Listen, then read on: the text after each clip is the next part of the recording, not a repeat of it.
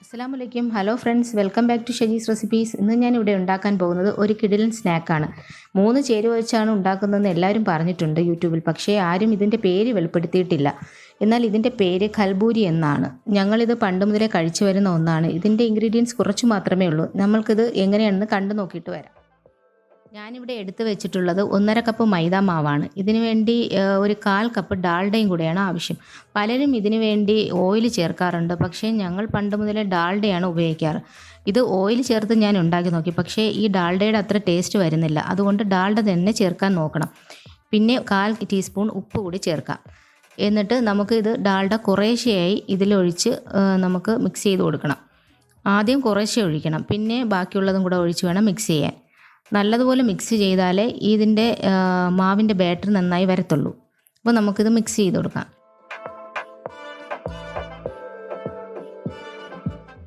ബാക്കിയുള്ള ഡാൽഡ കൂടെ നമുക്ക് ഇതിലോട്ട് യോജിപ്പിച്ച് നല്ലതുപോലെ മിക്സ് ചെയ്ത് കൊടുക്കാം. ഞാൻ നല്ലതുപോലെ ഇവിടെ മിക്സ് ചെയ്ത് എടുത്ത് വെച്ചിട്ടുണ്ട്. ഡാൽഡയൊക്കെ നല്ലതുപോലെ യോജിച്ച് വന്നിട്ടുണ്ട്. നമ്മളിപ്പോൾ കയ്യിലെടുക്കുമ്പോൾ ഇങ്ങനെ ഉരുണ്ടയായി വരണം ആ മിക്സ്. അത് കഴിഞ്ഞിട്ട് നമുക്ക് ഇതിലോട്ട് വെള്ളം നനച്ച് കൊടുക്കാം. അത് ഞാൻ ഇപ്പോൾ 1 കപ്പ് വെള്ളം എടുത്തിട്ടുണ്ട്. അത്രയും ഇതിലോട്ട് ഒഴിക്കേണ്ട. കുറേശ്ശെ എടുത്ത് നമ്മളിതിലോട്ട് നനച്ച് നമ്മൾ ചപ്പാത്തിക്ക് കുഴക്കില്ലേ, അതുപോലെ നമുക്ക് നനച്ച് കൊടുക്കാം. ഇപ്പം ഡാൽഡയൊക്കെ ചേർത്തത് കൊണ്ട് തന്നെ ഇതൊരു സോഫ്റ്റ് ഡോ ആയിട്ട് വരും. അപ്പോൾ നമുക്കിത് നനച്ചെടുക്കാം. ഞാൻ മാവ് കുഴച്ച് വെച്ചിട്ടുണ്ട്. നല്ല സോഫ്റ്റ് ഡോ ആയിട്ട് വന്നിട്ടുണ്ട്. നമ്മൾ ഇതിൽ 1 കപ്പ് വെള്ളമാണ് എടുത്തിട്ടുള്ളത്. അതിൽ 1/2 കപ്പ് പോലും നമ്മളിതിന് വേണ്ടി ആവശ്യമായിട്ടില്ല. ഇപ്പോൾ ഇത് നല്ല സോഫ്റ്റ് ആയിട്ടുണ്ട്. ഇനി നമുക്ക് ഇത് ഇപ്പോൾ തന്നെ ഇത് പരത്തിയെടുക്കണം.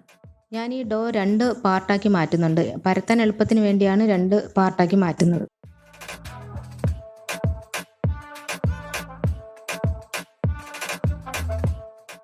നമുക്കിത് പൊടിമാവൊന്നും തൂറ്റാതെ തന്നെ ഇതിനെ പരത്തി കൊടുക്കണം.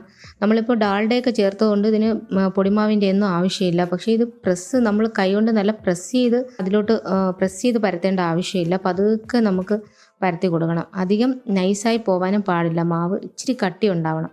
അപ്പോൾ ഒന്ന് പതുക്കെ പരത്തി കൊടുക്കാം.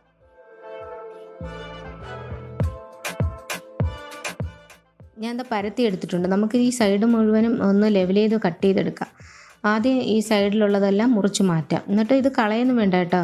നമുക്ക് ഇനി അടുത്ത ഉരുട്ടുമ്പോൾ ഇത് നമുക്ക് അതിൽ കൂടെ ഉരുട്ടിയെടുക്കാവുന്നതാണ്. ഇനി ഇത് ഒന്ന് മാത്രം ശ്രദ്ധിച്ചാൽ മതി. ഇത് ഒരേ ലെവലിൽ ഒരേ കട്ടിയിലായിരിക്കണം നമ്മൾ മുറിക്കേണ്ടത്. ഒന്ന് കട്ടി കൂടുതലും ഒന്ന് കട്ടി കുറവാകുമ്പോൾ നമ്മൾ പൊരിച്ചെടുക്കുമ്പോൾ അതിൻ്റെ വേവിന് വ്യത്യാസം വരും. പിന്നെ ഇത് 2ആയിട്ട് വേണമെങ്കിലും മുറിച്ചെടുക്കാം, 3ആയിട്ട് വേണമെങ്കിലും മുറിച്ചെടുക്കാം. അത് അവരവരുടെ ഇഷ്ടത്തിനനുസരിച്ചാണ്. ഞാനിപ്പോൾ ഇവിടെ 3ആയിട്ടാണ് മുറിച്ചെടുക്കുന്നത്. എന്നിട്ടിത് ചൂടെണ്ണയിലിട്ട് നമുക്കൊന്ന് പൊരിച്ചെടുക്കാം.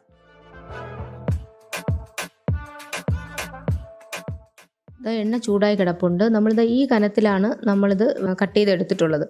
ഈ കനത്തിൽ തന്നെ എടുക്കാൻ ശ്രമിക്കണം. കാരണം എങ്കിലേ അതിൻ്റെ പെർഫെക്റ്റ് ടേസ്റ്റ് കിട്ടത്തുള്ളൂ. പിന്നെ നമ്മൾ ഒരു കാര്യം മാത്രം ശ്രദ്ധിക്കേണ്ടത്, എപ്പോഴും എണ്ണയുടെ ചൂട് ബാലൻസ് ചെയ്യാൻ ശ്രദ്ധിക്കണം. ആദ്യം നമ്മൾ ഇച്ചിരി ഹൈ ഫ്ലെയിമിൽ വെച്ചിട്ട് ഇതിട്ട് കഴിയുമ്പോൾ നമ്മൾ നല്ല ലോയിലാക്കി വെക്കണം. കാരണം ഇത്രയും കട്ടിയിലുള്ളത് കൊണ്ട് തന്നെ ഇത് ഉൾഭാഗം വേവത്തുമില്ല, പുറം ഭാഗം കരിഞ്ഞിട്ടും പോകും. അപ്പം നമ്മൾ ഇതിട്ട് കഴിഞ്ഞിട്ട് തീ നല്ല ലോയിലോട്ട് വെച്ച് പൊരിച്ചെടുക്കണം.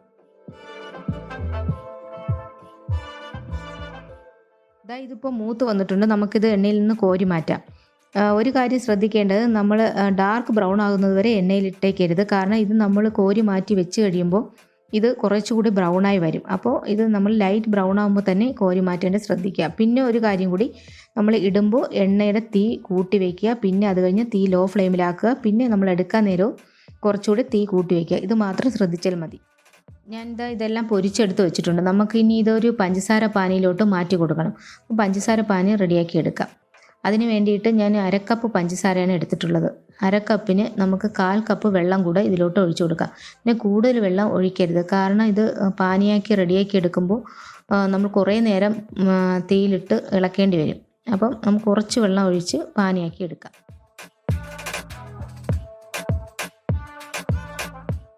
പഞ്ചസാര പാനി ഇവിടെ റെഡി ആയിട്ടുണ്ട്. നല്ലൊരു തിക്നെസ് വന്നിട്ടുണ്ട്. ഇതിപ്പോൾ കയ്യിൽ നമ്മൾ തൊടുമ്പോൾ നല്ല കട്ടിയുള്ള ഒരു നൂൽ പരുവമായിട്ടുള്ള ഒരു കൺസിസ്റ്റൻസി വന്നിട്ടുണ്ട്. അപ്പോൾ ഈ പരുവത്തിലാണ് നമ്മളിത് ആക്കിയെടുക്കേണ്ടത്. ഇനി നമ്മൾ ഇത്രയും നേരം തീ ഹൈ ഫ്ലെയിമിലായിരുന്നു. ഇനി നമ്മളിതിപ്പോൾ പൊരിച്ച് വെച്ചതെല്ലാം ഇതിലോട്ട് ഇട്ട് കൊടുക്കണം. അപ്പോൾ ഒരു ലോ ഫ്ലെയിമിലാക്കിയിട്ടാണ് ഇട്ട് കൊടുക്കാനുള്ളത്. അത് കഴിഞ്ഞ് ഇത് മുഴുവനായിട്ട് ഒന്ന് യോജിപ്പിച്ചെടുക്കണം. എല്ലായിടത്തും ആകുന്ന രീതിയിൽ വേണം യോജിപ്പിച്ചെടുക്കാൻ. അത് തീ ലോ ഫ്ലെയിമിലാക്കിയിട്ട് നമ്മളിതെല്ലാം കൂടെ ഒന്ന് യോജിപ്പിച്ചെടുക്കാം.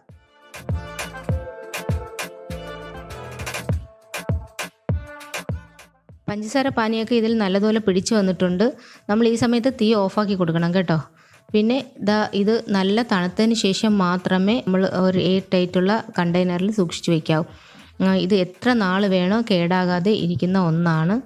ഇത് ഇപ്പോൾ റെഡി ആയിട്ടുണ്ട്. ഇതാണ് കൽബൂരി. സൂപ്പർ ടേസ്റ്റിയായ നമ്മുടെ ചൂട് കൽബൂരി ഇവിടെ റെഡി ആയിട്ടുണ്ട്. ഇത് നല്ല ചൂടാണ്. ഇപ്പോൾ കഴിക്കുന്നതിനേക്കാൾ ചൂട് തണുത്തതിന് ശേഷം കഴിക്കാൻ കുറച്ചുകൂടെ ക്രിസ്പി ആയിരിക്കും. നിങ്ങൾക്ക് ഇത് എയർ ടൈറ്റ് ബോക്സിൽ അടച്ച് എത്ര ദിവസം വേണോ സ്റ്റോർ ചെയ്ത് വയ്ക്കാവുന്നതേ ഉള്ളൂ. ഇത് എത്ര ദിവസമായാലും ഇതിങ്ങനെ തന്നെ ഇരിക്കും, ക്രഞ്ചിയായി തന്നെ ഇരിക്കും. കുട്ടികൾക്ക് നോക്കിയാൽ നല്ല ക്രഞ്ചിയല്ലേ ഇതിപ്പോൾ. കുട്ടികൾക്കൊക്കെ നല്ല ഇഷ്ടപ്പെടുന്ന ഒന്നാണ്. കുട്ടികൾക്കും മുതിർന്നവർക്കും എല്ലാം ഇഷ്ടപ്പെടും തീർച്ചയാണ്. അതുകൊണ്ട് എന്തായാലും ഇത് നിങ്ങൾ ഒരിക്കലെങ്കിലും ഉണ്ടാക്കി നോക്കുക. നിങ്ങളുടെ അഭിപ്രായങ്ങൾ എനിക്ക് കമൻറ്റ് ചെയ്യുക, എന്നെ ഫീഡ്ബാക്ക് അറിയിക്കണം ഉണ്ടാക്കി നോക്കിയിട്ട്. എൻ്റെ വീഡിയോ ഇഷ്ടപ്പെട്ടാൽ ചാനൽ സബ്സ്ക്രൈബ് ചെയ്യുക. വീഡിയോ ഇഷ്ടപ്പെട്ടാൽ ലൈക്ക് ചെയ്യുക, ഷെയർ ചെയ്യുക. നിങ്ങളുടെ അഭിപ്രായങ്ങൾ എനിക്ക് കമൻറ്റ് ചെയ്യുക. വേറെ നല്ലൊരു വീഡിയോയുമായി വരുന്നതുവരെ ബൈ. അസ്സലാമു അലൈക്കും.